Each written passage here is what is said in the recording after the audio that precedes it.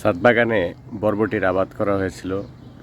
লক্ষ্য করুন, ছাদ বাগানে কি সুন্দর বরবটি ধরে আছে।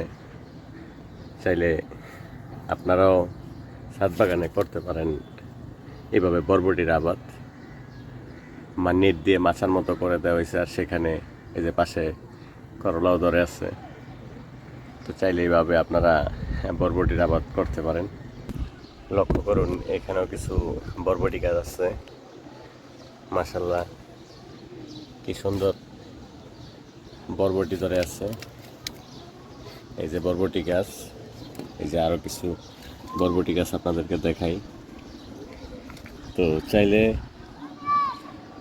আপনারা এইভাবে ছাদ বাগানে বরবটি করতে পারেন। যে খুবই সুন্দরভাবে বরবটি গাছ ছাদ বাগানে অনায়াসে এই মাটিতে হয়ে যায়। ধন্যবাদ সবাইকে যারা ভিডিওতে সাথে ছিলেন।